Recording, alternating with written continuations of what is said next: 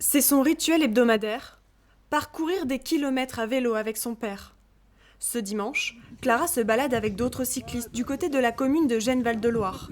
Ils aperçoivent un chasseur, ils se saluent, quand tout à coup, mon papa a vu le chasseur mettre en joue le fusil et on s'est dit c'est pas possible, il va pas tirer alors qu'on est juste derrière. On a entendu les plombs ricocher sur la route. Moi j'ai reçu dans la tête, dans le casque, donc heureusement que j'avais un casque.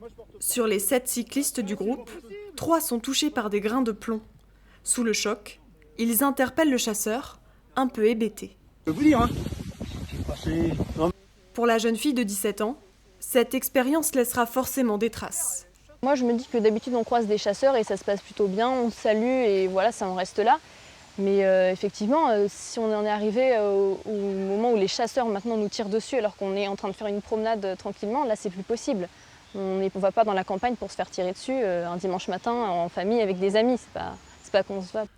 La famille a porté plainte pour violence volontaire avec arme. Ces derniers temps, partout en France, les incidents liés à la chasse font beaucoup de bruit. Le gouvernement se penche sur cette problématique. Parmi les dernières pistes de réflexion, instaurer un délit d'alcoolémie inspiré du code de la route. Une incompréhension pour les fédérations de chasseurs. Qu'un chasseur qui abuse soit sanctionné, c'est comme un conducteur de voiture qui est sanctionné, ça ne me dérange pas. Par contre, qu'on vienne nous entendre à l'heure actuelle partout sans arrêt, les chasseurs picolent, ils sont dangereux et tout, je suis choqué. Pour moi, ça c'est un faux problème. C'est une méchanceté ajoutée à la mauvaise image qu'on veut donner aux chasseurs. Selon l'Office français de la biodiversité, en un an, 90 accidents de chasse ont été recensés, dont 8 mortels.